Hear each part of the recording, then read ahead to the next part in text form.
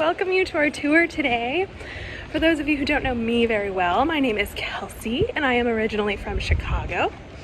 And my husband and I moved to Valencia, Spain last February. We're loving it, it's beautiful, and I have been taking quite a few trips lately, so this is one of the beautiful places that I am so excited to bring you to. So let's go ahead and get started. Welcome to Benicarlo. This is a picturesque coastal town in eastern Spain, and it's nestled along the scenic Costa del Azahar. I visited this beautiful city in spring of 2022 and had a wonderful time. So very happy to be able to share my adventures with you. So while it is rich in history, this stunning Mediterranean area offers gorgeous beaches, a vibrant culture, and attracts visitors seeking a perfect blend of historical charm and seaside relaxation. This city's idyllic location, coupled with its culinary delights and cultural offerings, make it a delightful destination for those looking to immerse themselves in the beauty and warmth of this Spanish coastal experience. So a little bit of history for you, and then I will tell you some more about this gorgeous area. So Benicarlo is this picturesque coastal town in the province of Castellón in Spain, and it boasts a rich history that spans centuries. Its origins trace back to the Moorish era, when the region was under Islamic rule. Following the Christian Reconquista, Benicarlo became part of the Crown of Aragon in the 13th century. The town's strategic location along the Mediterranean coast contributed to its growth and prosperity. Throughout the centuries, Benicarlo experienced periods of economic expansion driven by agriculture, maritime trade, and fishing. The town's historical architecture, including the notable structures like the Church of Saint Bartholomew, reflects the influence of different eras and cultures. In this modern era, Benicarlo has evolved into a charming destination that harmoniously blends its historical roots with contemporary coastal living. Today, visitors can explore the town's historic sites, enjoy its Mediterranean beaches, and partake in the vibrant local culture that has been shaped by centuries of history. What history, you ask? Let me tell you a little bit more about it. Also known as the Islamic conquest of the Iberian Peninsula, the Moorish conquest was a significant historical event that spanned several centuries. It began in the 8th century when Muslim forces, led by Umayyad Caliphate, crossed the Strait of Gibraltar from North Africa and invaded the Iberian Peninsula. The conquest marked the beginning of the Islamic rule in parts of modern-day Spain and Portugal. The Moors, who were of Berber and Arab descent, introduced a rich culture and intellectual heritage to the region.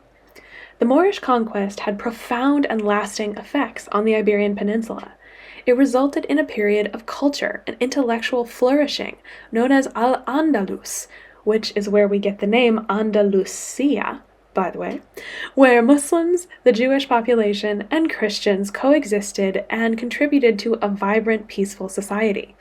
This era saw advancements in science, medicine, philosophy, and architecture, with notable figures like Averroes and Maimonides emerging as influential scholars.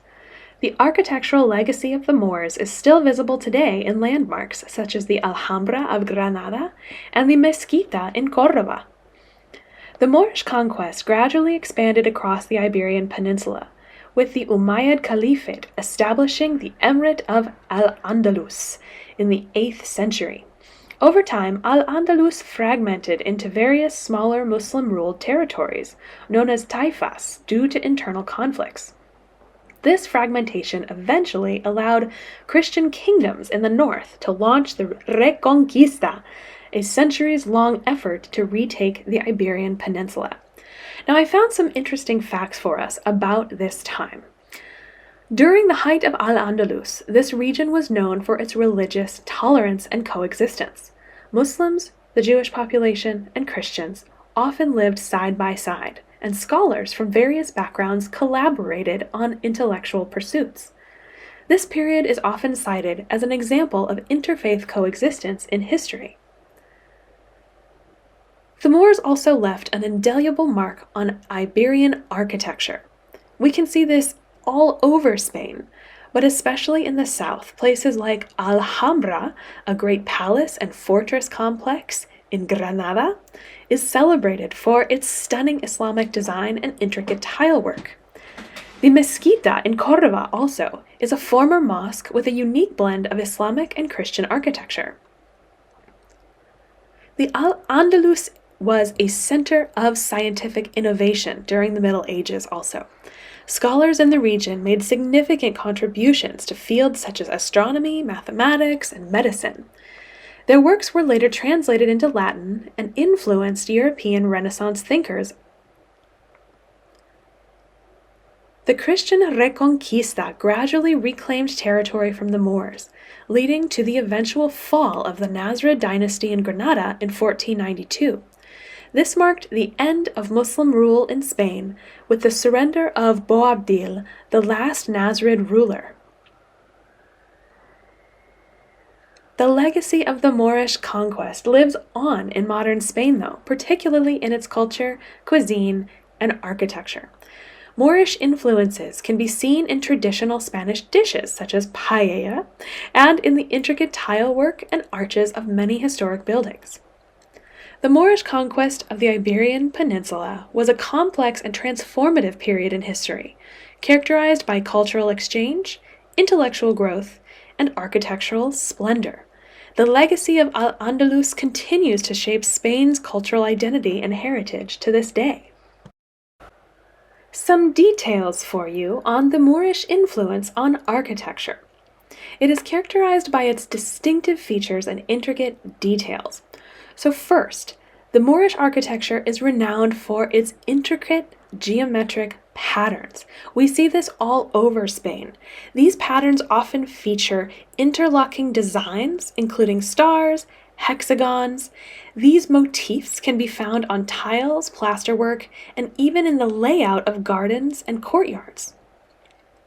The arches are particularly beautiful. Moorish arches are a prominent feature in their architectural designs. This horseshoe arch, known as the, quote, Moorish arch, is a classic example. These arches have a distinct shape resembling an inverted horseshoe, and they can be seen in doorways and windows, interior spaces, all over. Moorish architecture often incorporated the courtyards and the gardens as part of the integral elements of the design of the space also. These areas are typically adorned with fountains, reflecting pools and lush vegetation. The Alhambra in Granada, for example, is a famous area that exemplifies this concept, with stunning general life gardens that should not be missed. The stucco and plasterwork are also very interesting. Elaborate stucco and plasterwork are hallmarks of Moorish architecture. The intricate lace-like patterns are meticulously carved into plaster surfaces, creating a stunning visual effect. These can be observed on walls, ceilings, and even on domes. In terms of the mosaic tile work, Moorish buildings often feature these zelige in Morocco, which are mosaic tilework patterns. These colorful tiles are arranged in geometric and floral patterns, creating breathtaking displays on walls, floors, fountains, windows, door frames. Very, very beautiful and much more popular than one might think all over Spain. Arabic calligraphy is another significant element in Moorish architecture. Inscriptions from the Quran or poetic verses are often incorporated into architectural designs, lending spiritual and artistic value to the structures. Moorish architecture frequently includes cupolas and domes, often adorned with intricate tilework and geometric patterns like discussed before. These are breathtaking domed ceilings. They exemplify this feature. Many Moorish buildings incorporate fountains also for ritual purification. They're often adorned with decorative tilework and provide a functional and aesthetic purpose.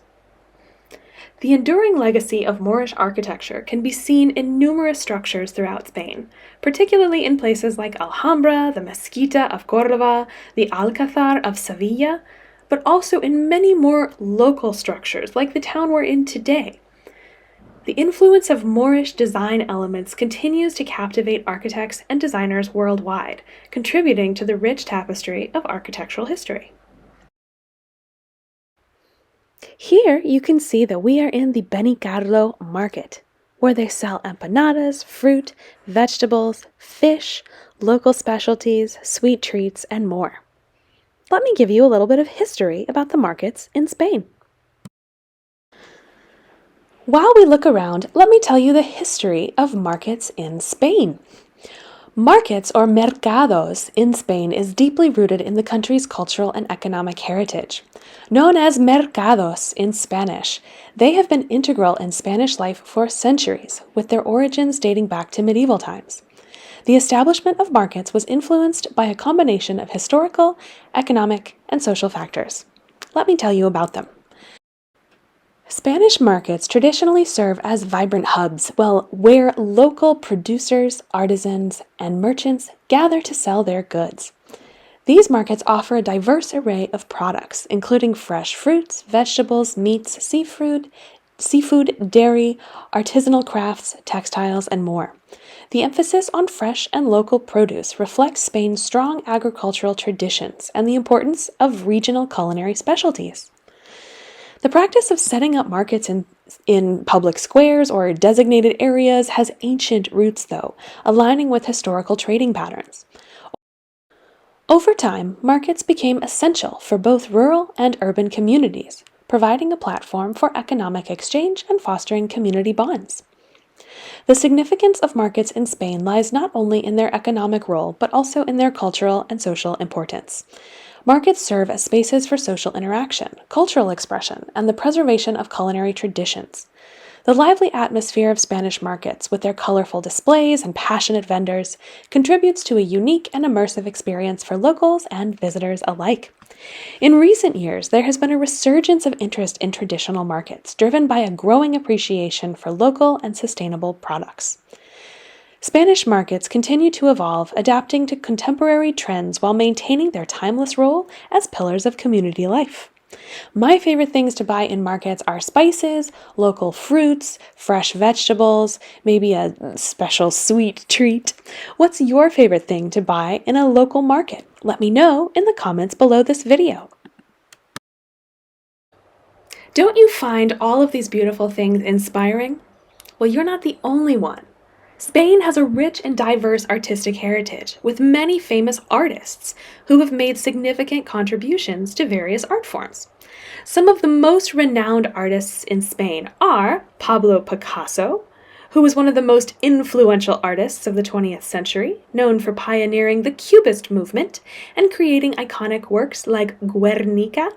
He was born in Malaga and spent most of his career in France, but remained deeply connected to his Spanish roots. Salvador Dalí, who was a prominent surrealist artist known for his eccentric and imaginative works, born in Catalonia, and his paintings such as The Persistence of Memory are celebrated for their dreamlike quality. And Juan Miró, who is another prominent Catalan artist. He was known for his abstract and surrealist paintings. His works often feature playful, biomorphic shapes and vibrant colors. Who's your favorite? Let me know in the comments below.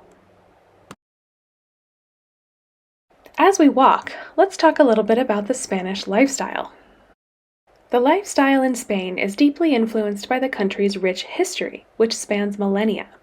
Spain's history includes Roman, Moorish, Christian, and other cultural influences, resulting in a diverse and unique way of life.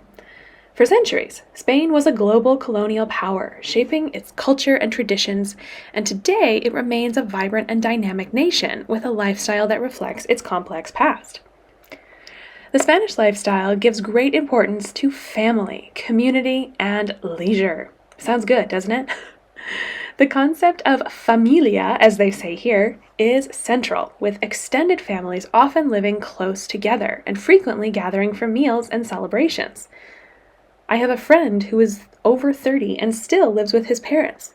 He says he will move out when he meets the person he wants to marry. It is common here for young people to live with their parents until they move in with their future spouse. Spanish communities, from small villages to large cities, often have a strong sense of local identity, and festivals and traditions play a vital role in bringing people together.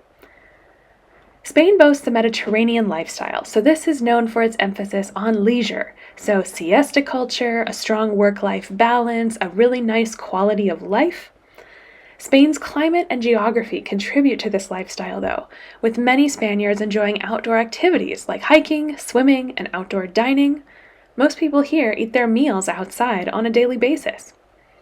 Statistics indicate that Spain has one of the highest life expectancies in the world, partly attributed to its Mediterranean diet and relaxed pace of life.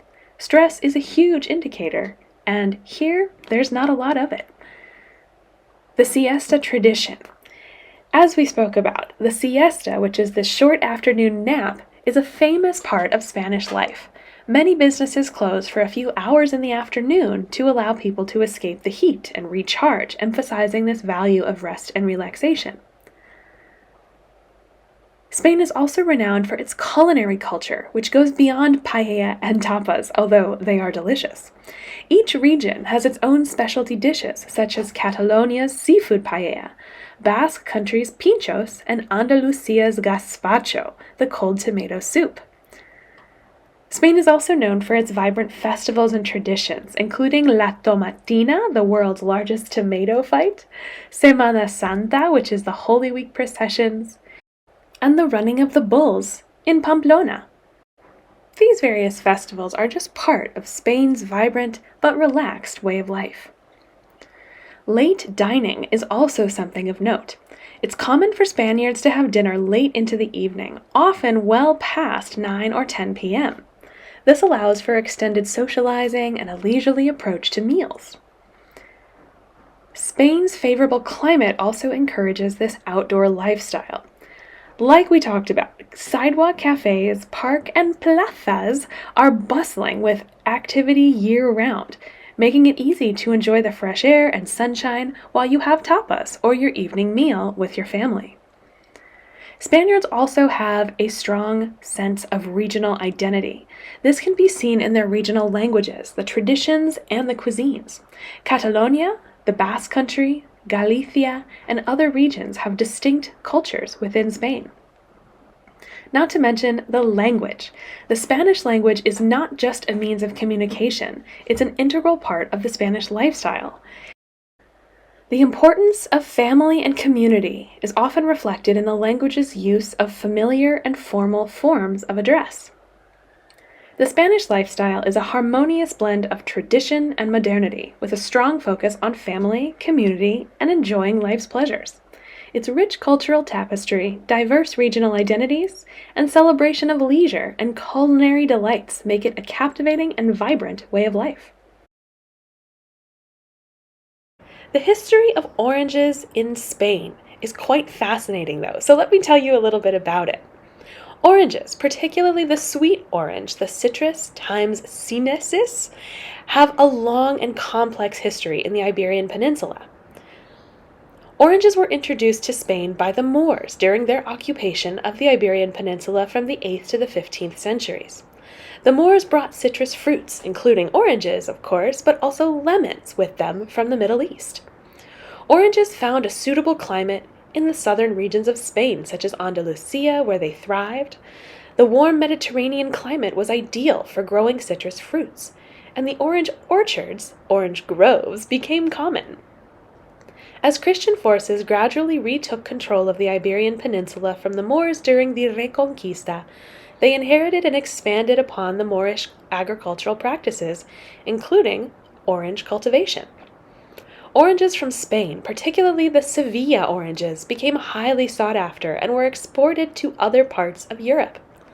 Sevilla oranges, known for their bitter taste, were used primarily for making marmalade. Oranges became a symbol of the region's cultural identity, though. The orange blossom, in particular, became associated with Andalusia and is used in various cultural and religious events, including weddings and festivals. In the 19th and 20th centuries, the citrus industry in Spain expanded significantly. Improved transportation and agricultural techniques allowed for larger scale cultivation and the export of oranges. Valencia, in particular, became known for its sweet oranges. Spain is now one of the world's leading exporters of oranges and citrus fruits. Spanish oranges are known for their quality and flavor and exported to countries around the world. Spanish cuisine also incorporates oranges in various dishes and desserts. Orange juice is a common breakfast beverage, and oranges are used in salads, marinades, and dessert like crema catalana, which is sort of like crème brûlée, but less fat and more egg yolk and more milk. It's quite delicious. The cultivation and consumption of oranges, though, have become deeply ingrained in Spanish culture, and they remain a significant agricultural product and cultural symbol in Spain. The sweet, juicy oranges of Spain continue to be enjoyed both domestically and internationally. Now, because I live in Valencia, I have to tell you a little bit about Valencian oranges specifically. They are renowned worldwide for their exceptional flavor and quality. Sweet oranges, from Valencia, are believed to have originated in Southeast Asia and were introduced to Europe by Arab traders. In the case of Valencia, oranges were likely introduced to Spain by the Moors during their rule of the Iberian Peninsula.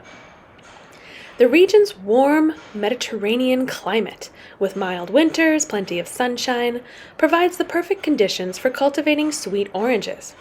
The region's fertile soil and adequate rainfall also contribute to the quality of the fruit. Valencia is known for growing several varieties of sweet oranges, including the well-known Valencia orange. It also produces other varieties such as navel oranges and blood oranges. But Valencia is a major hub for exporting sweet oranges to countries around the world. Spanish Valencian oranges are highly regarded for their sweet, juicy flavor, and they are in demand both domestically and in international markets. The orange tree is an iconic symbol of Valencia. The orange blossom, with its fragrant white flowers, is the official flower of the city and holds cultural significance. These blossoms are used in various traditions and celebrations, and oranges play a prominent role in Valencian cuisine. They are used in a variety of dishes, both sweet and savory. For example, they're used in the famous dish paella, as well as desserts like crema catalana and orange salad. Oranges are integrated into local festivals and traditions also. During the annual Fallas festival in Valencia, large sculptures, including some made of oranges, are created and displayed throughout the city before being set on fire in a spectacular event called the Crema. The cultivation of sweet oranges is a significant contributor to the region's economy. The citrus fruit industry generates employment and revenue for the local agricultural sector. In recent years, there have been an increasing focus on sustainable and eco-friendly practices in Valencia's citrus industry, including organic farming and responsible water management. Valencia oranges are not only a staple of the region's agriculture and economy, but also a symbol of its cultural heritage and a source of pride for the people of Valencia. Their sweet and juicy flavor has made them a beloved fruit worldwide. I hope you brought a snack, because now I have some interesting facts for you about olives. Olive oil production dates back to ancient civilizations such as the Greeks and the Romans. They used stone mills to crush olives and press the oil. Olive trees are known for their longevity. Some olive trees are believed to be thousands of years old, with one of the oldest olive trees being the olive tree of Vouv in Crete, estimated to be over 2,000 years old. In ancient times, olives were often crushed using large stone or wooden presses. Today, modern equipment, such as the hydraulic presses and centrifuges, are often used for extraction. Olive oil comes in various grades, including extra virgin, virgin, and refined. Extra virgin olive oil is the highest quality and is cold pressed without heat or chemicals. It tastes the best, and it's the best for you. The timing of olive oil harvest is crucial. Olives are typically harvested in the late fall to early winter when they are at their ripest. Traditionally, olives were hand-picked from trees, but today, modern farmers use mechanical shakers to harvest olives more efficiently. Olive oil is produced in many countries, with Spain, Italy, and Greece being some of the largest producers. Each region has its own unique olive varieties and flavors. Like wine, olive oil can have various flavor profiles depending on the type of olives used and the region of production. Tasting notes might include fruity, peppery, or grassy. Olive oil holds cultural significance in Mediterranean cuisine and beyond. It's a staple ingredient in dishes like salads, pastas, and other Mediterranean dishes. Olive branches and olive oil have been symbols of peace, prosperity, and victory in various cultures throughout history. Last but not least, some regions with a strong olive oil tradition, like Tuscany in Italy, have museums dedicated to the history and production of olive oil. Olive oil's journey from ancient times to modern-day kitchens showcases its enduring popularity, versatility, and its role in both culinary traditions and health-conscious lifestyles. As we explored Benicarlo and delved into the rich tapestry of the Valencian region, we uncovered the essence of Spanish traditions and coastal beauty. From the historical landmarks to the inviting beaches, Benicarlo embodies the vibrant spirit of this culturally rich area. The journey through its streets and stories allows us to appreciate the unique blend of tradition and modernity that characterizes this Valencian region. Whether indulging in local delicacies, exploring historical treasures, or simply basking in the Mediterranean sun, Benicarlo and its surroundings offers a captivating glimpse into the heart of Spanish life and tradition. Through our exploration today, we've painted a vivid picture of this enchanting corner of Spain, inviting all to immerse themselves in the allure of the Valencian region. Thank you so much for joining me in the gorgeous city of Benicarlo. Thank you all so much for coming. Thank you for your donations, for your tips, for your PayPals. And as always, thank you for being a part of my traveling family. I look forward to seeing you soon. Bye, everyone. Don't forget to follow and like this video for more with me, Explore with Kelsey.